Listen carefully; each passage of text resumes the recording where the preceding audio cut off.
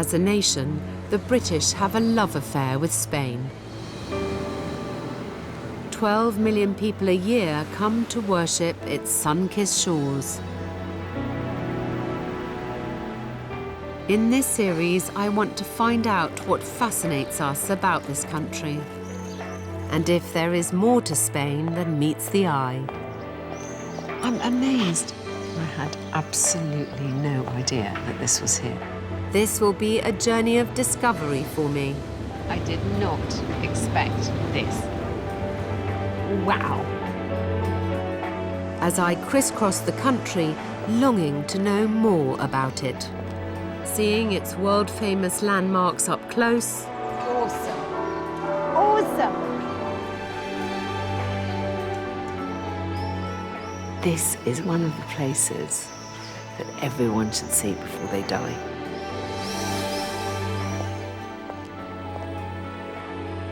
You do literally feel transported.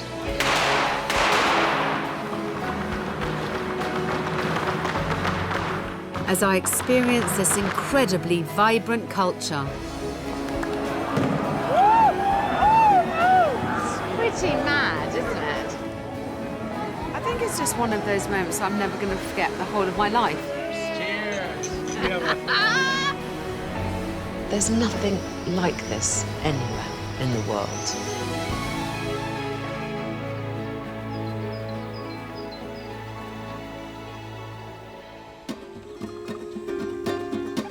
I've journeyed south of the Costa Blanca and arrived in the region of Andalusia, where I'll explore the province of Almeria, moving inland towards the magnificent city of Granada. On my way, I'll rediscover the Alpujarras within the Sierra Nevada mountain range. But my starting point is like nowhere else I've ever seen in Spain, the driest place in Europe, the desert of Tavernas.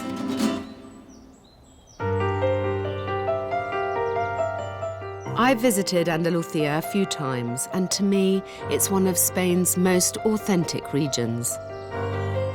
Tourists typically fly into Malaga on the south coast and scatter themselves along the Costa del Sol.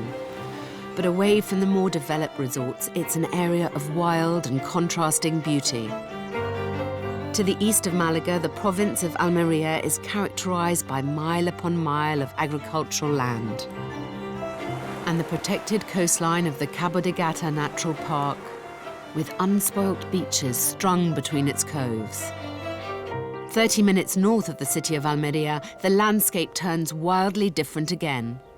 This is Tavernas, which some people say is the only true desert in Europe. It's an incredibly barren, arid, hostile landscape. There's nothing modern, as far as the eye can see. Looking around here, it's hard to believe I'm in an area of Spain that's famed for growing tomatoes.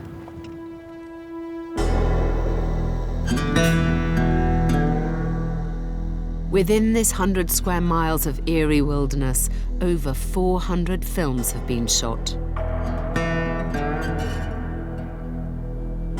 Maybe you can hazard a guess at one of the genres that led the Hollywood invasion. I feel like the only stranger in town.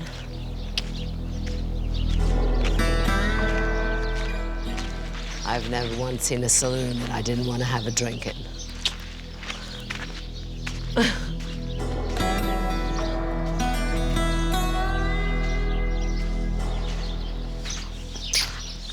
Like the moody cowboy.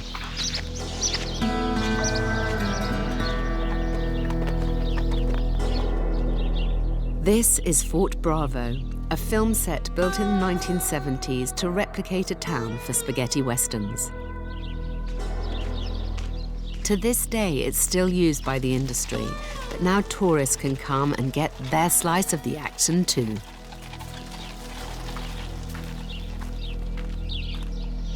This place is so cool.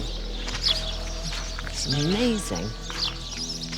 There's the old water tower, which is probably going to be pulled down by a baddie any moment. Grand Central Bank. Better not put your gold in there, you know what's going to happen. You do literally feel transported. I'm not usually one for theme parks, but this is something else.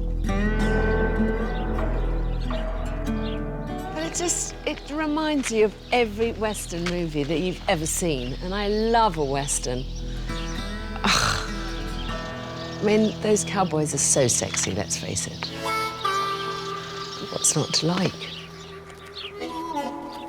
My guide, Raphael, spends his winters hosting film crews and summers entertaining tourists. How long have you been working here? Since I was, well, I'm here since I was a child because my father is the founder, one of the founders of Fort Bravo. And since I'm born, I was here in the shooting and everything of the cowboys. Gosh, that must have been such fun. Yeah. So tell me a bit about Fort Bravo, why it was built and how come it's just such an amazing place. Well, the beginning was Sergio Leone was looking for a place for the third movie of The Good, the Bad and the Ugly. And just arriving here, take a look of 360 degrees around and didn't see nothing artificial, no ways, no bridges, nothing. And then he said to his personal architect that build the next Western town here. It's very evocative. It makes you feel like you want to get involved. It's fantastic. Yeah.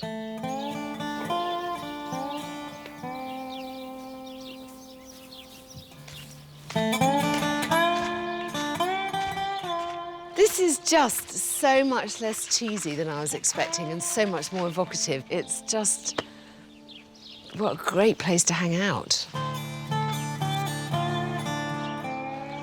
Just not dressed right. But that's easily remedied here. I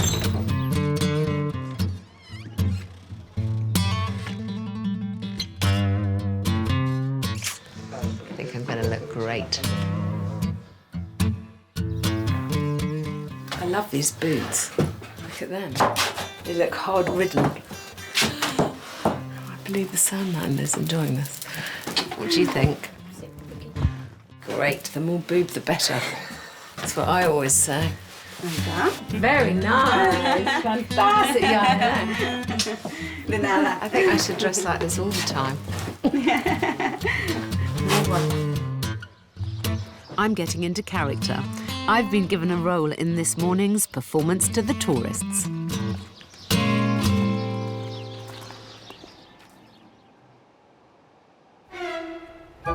I am a whiskey-serving bar girl. Now, anyone who knows me is going to know that this is right in character. Really, really looking forward to this. Can't wait.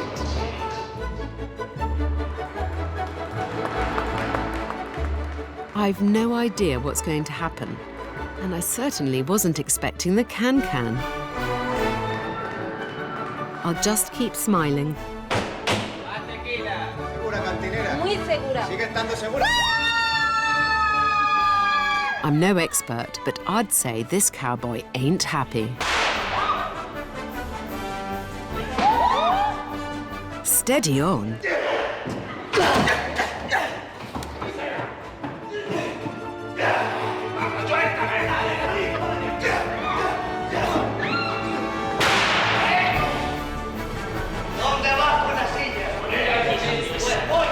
I didn't think it would be quite so dramatic.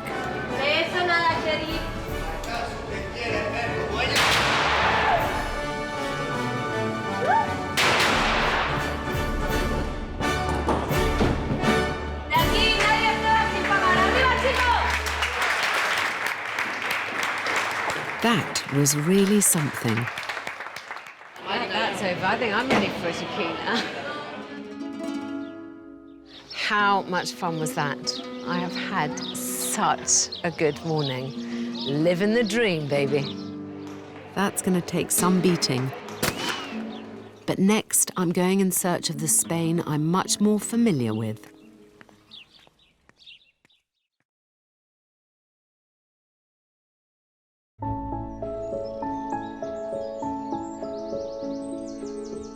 Two hours inland, west of Almeria, you arrive in the thick of Andalusia's imposing alpine backdrop. the Sierra Nevada mountain range. Its snowy peaks form the highest point in Spain.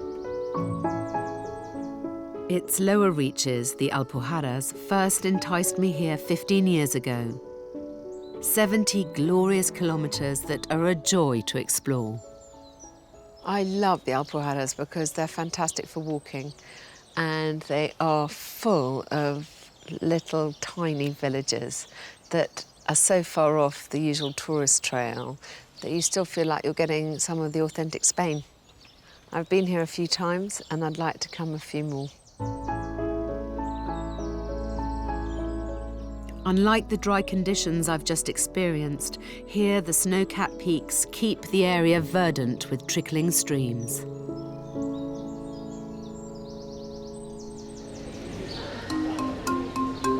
And in one of the mountain villages, the water is particularly celebrated. The spa town of Lanjarón is famous for its mineral water, which you'll find bottled and sold throughout Spain. And the elderly and the ailing are drawn to its internationally renowned thermal baths, believing that the water has curative properties. But I've been warned not to expect anything too relaxing. I'm a bit nervous, but people have been coming here for centuries. I figure it can't do me any harm and might do me some good. Hello. Hello. I'm Alex. Hi, I'm Rachel. Welcome to the secret garden. Thank you, lovely to meet you. Okay, so we'll go this way, okay? Thank you. Here they don't just drink the water, they bathe in it. Cold, I hasten to add. It's not the most appealing bath I've ever seen. Why is the water this colour? The water is medicinal water, and it has a very high concentration of minerals. Yeah. It's very pure, and it's this colour because it's got a lot of iron in it. Okay. Oh well, in for a penny.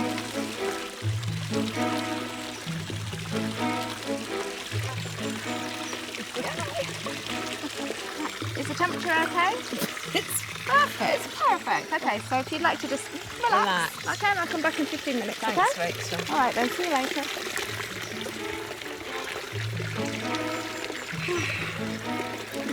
Strangely unrelaxing. I can't imagine why. It's quite weird being in water this colour, though. It feels nice. Can't be anything but good for my skin. This 15 minutes is starting to feel like a lifetime. It's a bit chilly. Got goosebumps.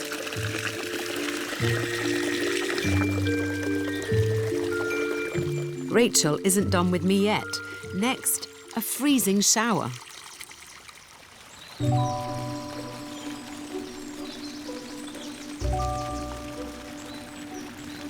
Cold water from the Sierra Nevada.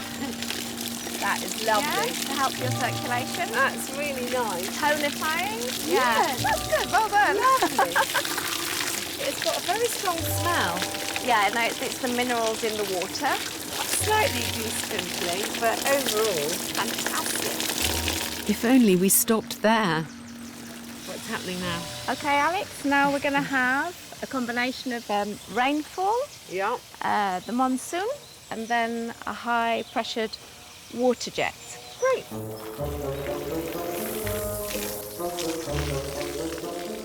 Brave the monsoon. Now this is cool. Well done. Okay. Okay, so now I'm going to give you the water, the hosing down. Okay. Me. Yeah.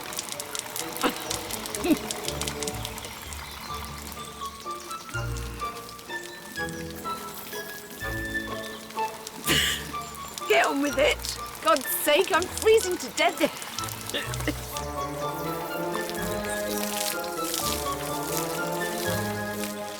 And it's 60 euros for this so-called relaxing experience.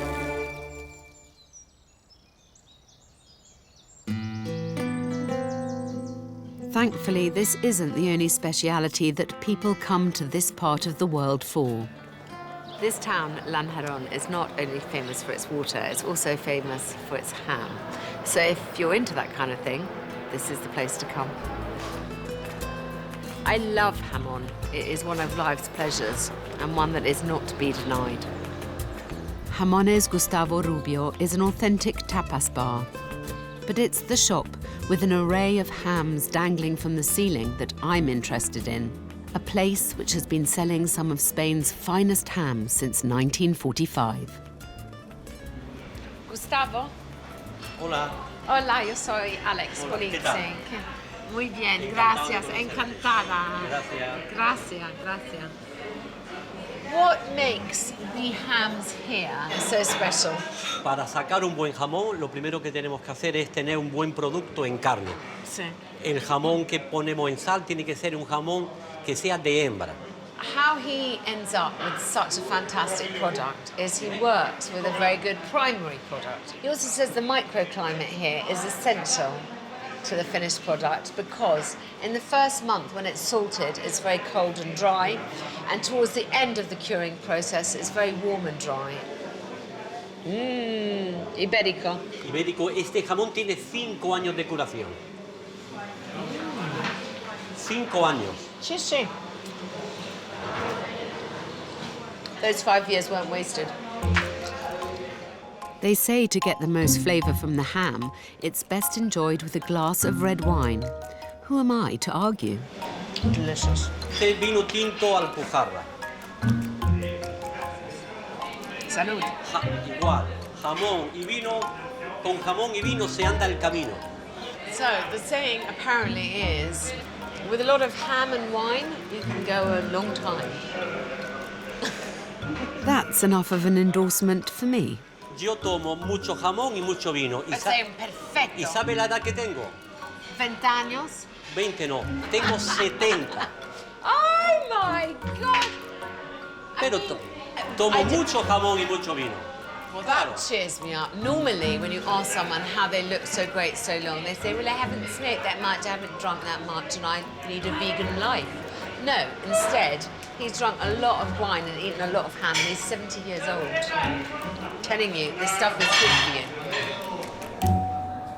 In truth, the clear air and the climate probably have something to do with it. And half an hour away in the remote wilds of the Alpujarras is a little-known hotel where you can enjoy the peace and tranquility. It's a place I've grown incredibly fond of. I am so excited to be back here. I was last here about 15 years ago. I had a couple of visits, loved it. Can't believe it's taken me so long to come back. My mother first recommended Alquería de Moraima to me, which looks out across the Sierra Nevada National Park. Thank you. See you later. See you later. Its 22 bedrooms feel like a real mountain retreat. When I came here 15 years ago, it was because I like walking, and my mum and dad had done some walking in these mountains and suggested this is a good place to stay. It's amazing to think this was only done 20 years ago. It looks like something that's been here for hundreds of years. The ceiling's pretty bonkers. The tiles, the pictures, it's all done in very, very good taste.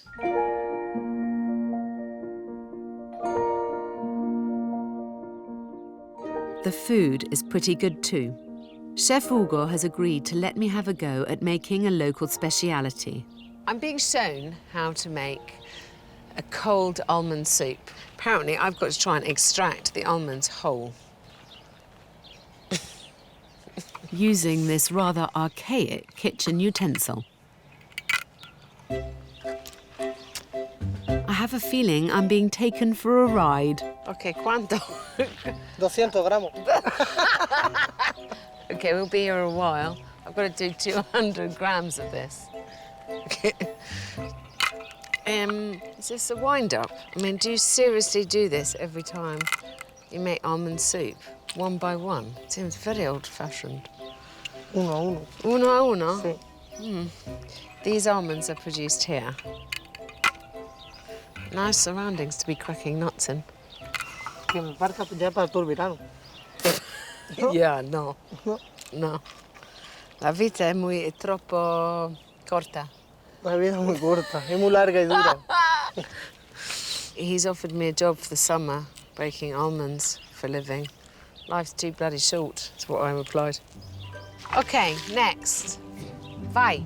Dried bread whisked into breadcrumbs.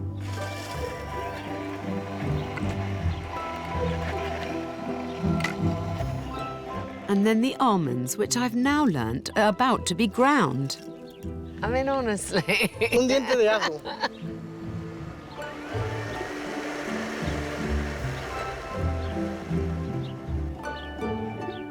And then garlic, olive oil and vinegar.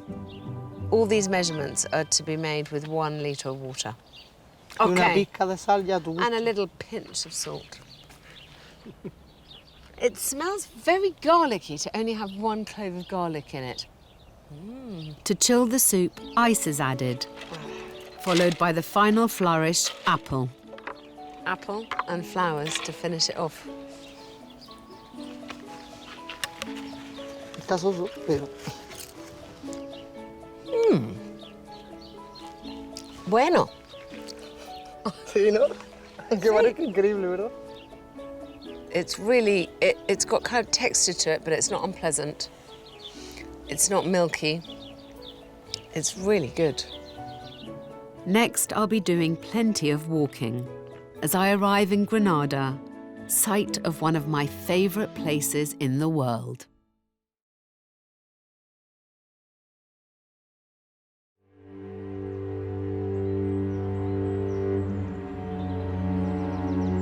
"45 minutes north of Lanjarón, within the foothills of the Sierra Nevada, the fascinating city of Granada lies waiting to be discovered. As the last stronghold of the Moors, much of its ancient architecture is still wonderfully preserved. Alongside its elegance, there is a definite grittiness about Granada. There is one majestic sight, though, that is anything but. I've been to Granada a couple of times. There's lots of reasons why, but both times the main draw has been that structure up there on the hill, the Alhambra. Completely and utterly amazing.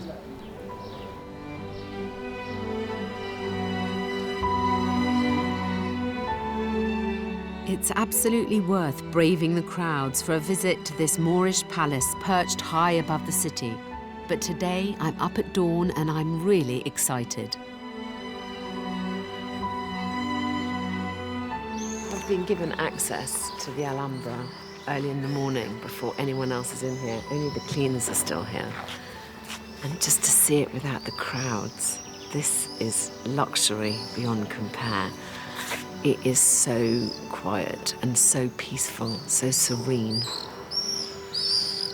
So bloody beautiful. 17 years ago, I came here to Granada, and I couldn't believe that this existed, and I'd never been here before. It's staggering. The Alhambra is one of those places that makes you run out of superlatives. The depth of detail is astonishing for what was once a functioning palace and military fortress. There's so much here to look at. These tiles have been copied again and again and again. And no one has ever bested the original. So exciting. Today, it's one of Spain's most visited attractions and a World Heritage Site, and deservedly so, in my opinion. I don't know enough about Moorish culture. But I mean, this is the pinnacle of its expression. And the fact that it's stood the test of the centuries, so intact. It's nothing short of miraculous.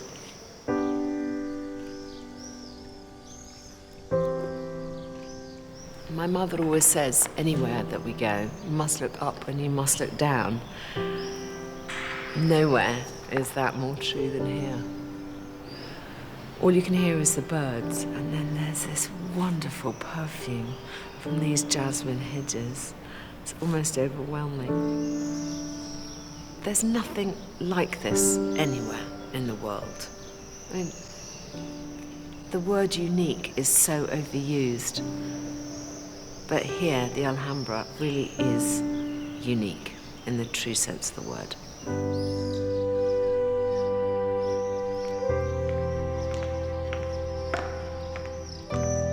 Incredibly, most visitors to the Alhambra only manage to see around 20% of what's here, leaving much of these grounds undiscovered. I think the palaces are rightly acknowledged as being masterpieces in their own right. But I think any visitor would ignore the gardens to their detriment.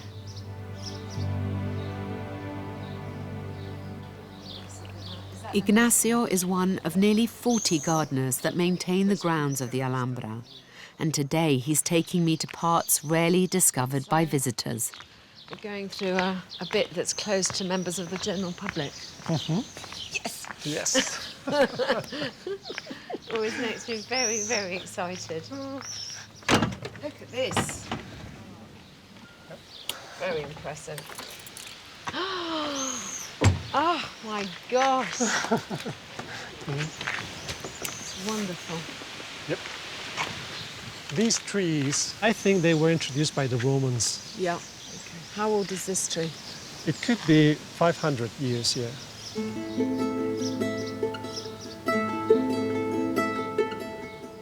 The perfectly manicured courtyards and flowing gardens all tell a story from their place in history.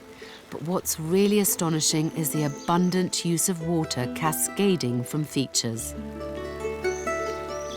When the Moors arrived, water was a precious commodity, so to use it decoratively would have been seen as the height of luxury. So this is the cascade. Yep. Very impressive too. Lovely. The water's ice cold.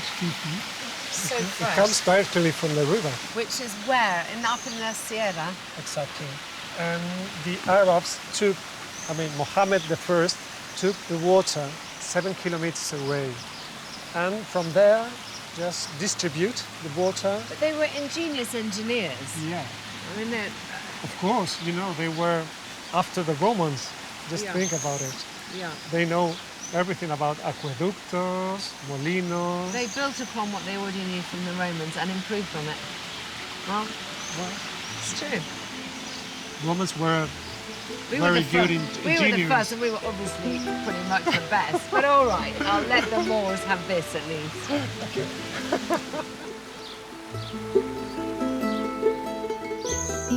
Well, look at this. Oh my goodness This gracious me! This is my favorite point of view here in the orchards. Oh my goodness, I'm scared of heights. I'm not going too near the edge. What an amazing view! It's a reminder of the complex history that surrounds the Alhambra. This is an amazing viewpoint because you really see the separation of Granada and the Alhambra, but you also just see how connected they are. Exactly.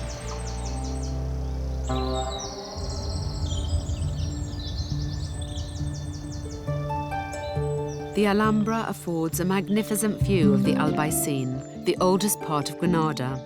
This is where the citizens would have lived in medieval times, the narrow cobbled streets offering shade from the intense sun. Today, it's a strangely evocative place to wander, because this is a city reputed for its ancient crafts. I've come to see taracea, which is a craft genuinely unique to Granada.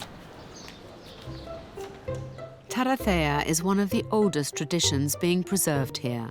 An art form originating from North Africa, it arrived with the Moorish rule and has endured the centuries. Buenas tardes.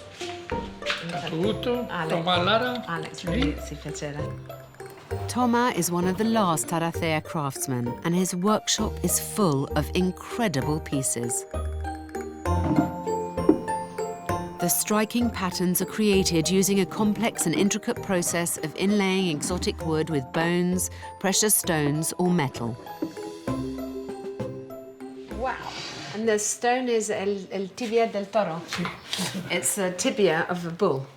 Esto va de nogar, limoncillo, esto raíz de olivo, en fin, diferentes chapas para combinar los coloridos distintos. Esto ya es otra cosa diferente. Look at this too. It's very pretty. Thomas painstakingly creates boxes, furniture and pieces that are designed to surprise. Oh my goodness gracious me, look, there's a courtyard of lions. That is amazing. My goodness. Con de León. I mean, I want one. What else can I say? Oh my gosh, look. This is like a toy shop for grown-ups. Look, and they've got little secret drawers. It's amazing. You can't feel any join. It's mad. It's as smooth as if it was vinyl, honestly. Can't believe it only takes him a year and a half. Thomas has been crafting taracea since he was 11 years old. So he's done it almost 70 years. Trabajando. Trabajando. Working and working hard, he says. But it's a dying art. There is one tradition, however, that's still as strong as ever in this city, as I'm about to discover.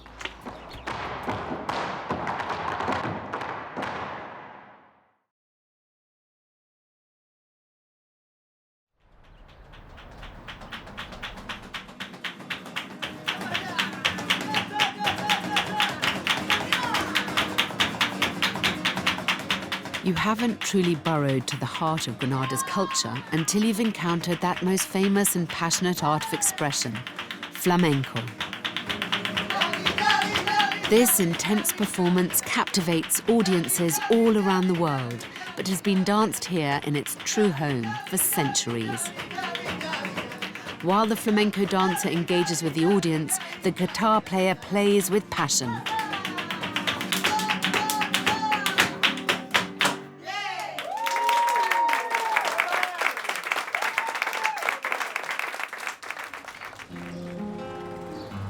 And the instrument has just as big a bearing on the performance as I'm about to learn. Yo soy Alex. Buenos días. Encantada. Encantado. Adelante. Daniel makes flamenco guitars. It takes 3 months to build one. A guitar, he says, is built with the individual personality of the player in mind. When someone comes to you to make them a guitar, what do you have to think about? What do you have to consider? Lo primero que tengo que pensar es a quién va dirigida, qué tipo de música toca, qué temperamento tiene, o incluso cómo abraza la guitarra. El que me varíe la técnica de así a así me cambia la acción de la cuerda y tengo que tener una concepción distinta de trabajo. You have to be a really good judge of character, I think, to do this job. When you hear one of the guitars you've made, do you recognise it? Por supuesto. Esto sería como ver a mi hijo pasar por la calle y digo, por ahí va mi hijo. Igual, el sonido es similar. It's like seeing his son on the street and he goes, hi. Daniel refers to a flamenco guitar like a person. Every part of the guitar is named after a part of the body. Tenemos lo que sería la boca, tendríamos la parte de arriba, que serían los hombros, la parte del centro, que sería la cintura, la parte inferior, que serían las caderas, la parte de atrás, que sería el fondo o espalda, la parte del mango, que sería el cuello, y la parte superior, que sería la cabeza. La diferencia entre una guitarra clásica o una flamenca es como si fuera la diferencia entre las personas, hombres y mujeres. La similitud es en la raíz, pero la diferencia es muy grande. Hay diferencias de carácter, de temperamento. So, is the flamenco guitar a man or a woman? La guitarra flamenca, como es muy temperamental, muy dinámica, yo diría que es la mujer. Very temperamental, very hot-tempered. Must be a woman. Pero es una opinión personal, ¿eh? That's his personal opinion, he's careful to say. You're most likely to experience flamenco in the west of the city, beyond the Albaicín, an atmospheric area with a colourful history. This is the Sacromonte district of Granada. This area is particularly well known for its gypsies who have lived here in caves for centuries. It's believed that in these very caves, flamenco was born.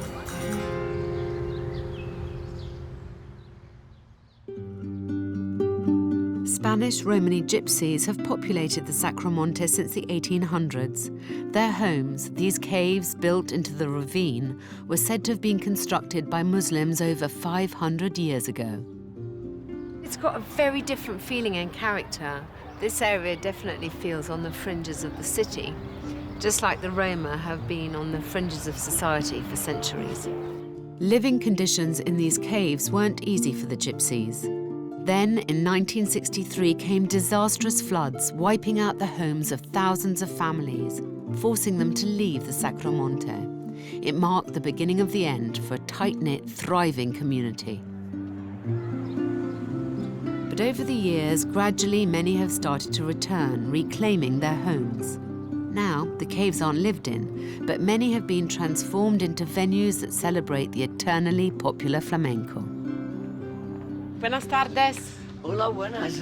¿Cómo estamos? Sí, yo bien. Kiki is a gypsy who was born and raised here. Yo soy Kiki. Sí. He's transformed his granny's cave into this atmospheric little bar, decorated with all of her possessions. Y allí había dormitorios. So, Dos dormitorios y todos dormíamos en el suelo. Como no había dinero, pues dormíamos en el suelo. Dormían en el suelo con una manta. Como antiguamente una manta y ya está. Y dormíamos y estábamos fuertes y dormíamos ahí en el suelo. Kiki's granny was a flamenco dancer. ¿Y tú? Guitarrista. Yo guitarrista, toco la guitarra. Sí. Kiki told me that life as a child here was all about freedom and that dancing and playing Spanish guitar was something you learned from a very young age. What is flamenco to you? What does it mean to you? Why? What is the expression of flamenco? Pues bueno, pues que nos hemos criado desde niños así.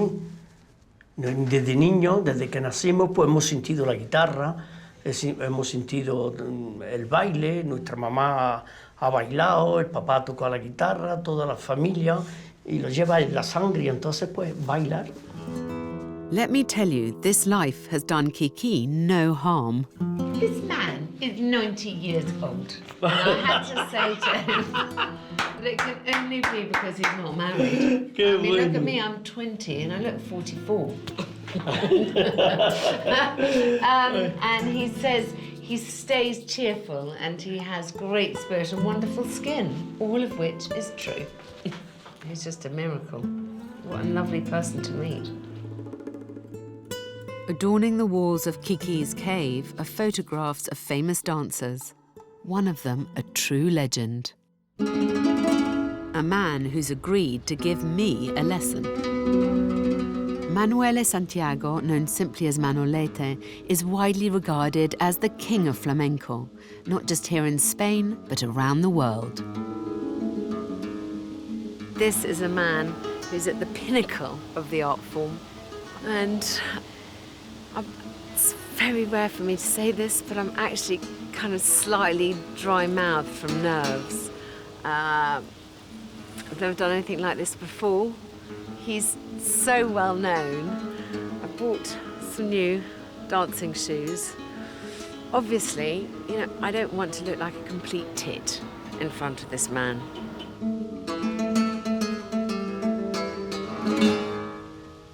Manolete, buenas tardes. Hola. Hola, yo soy Alex Polizzi.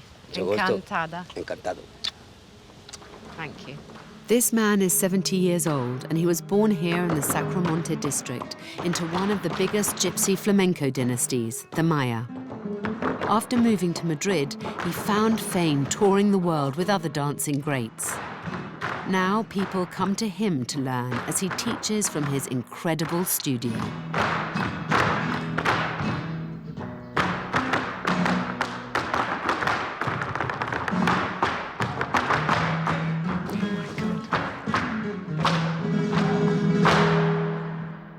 So, how long have you been dancing flamenco?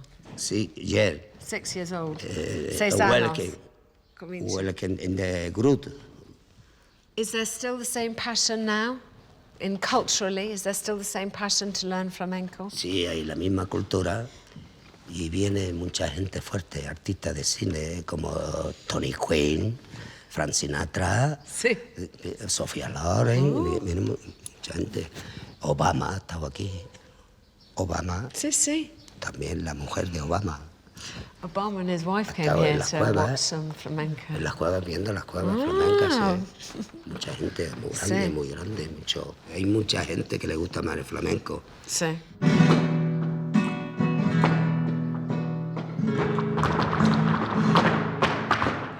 This lightning-fast footwork takes years to master.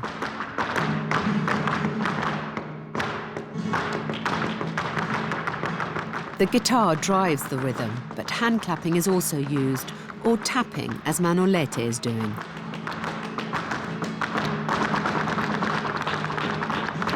UNESCO have recognized this as a true masterpiece, and I can understand why. Bravi.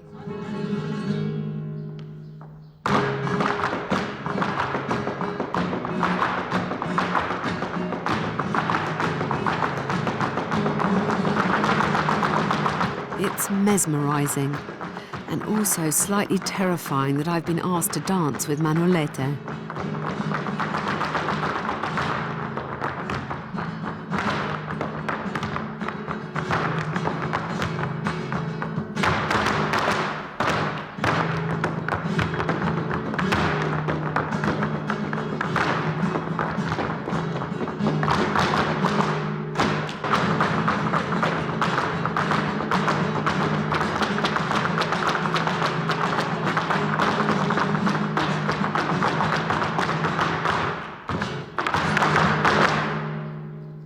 That's pretty mind-blowing. Don't say that lightly. First of all, that's so fit, so sexy.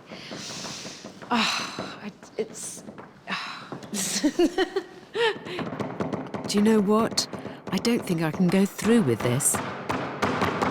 I bought these shoes and they're going back to the shop. You know, I've embarrassed myself 1,000 ways in my life. And I really don't want this to be the 1,001st. He's a prince, a god amongst mortals. Ask me to strip naked and run through the streets of Granada, and I would seriously consider it. Just spare me this. Spare me this one thing. I can't do it.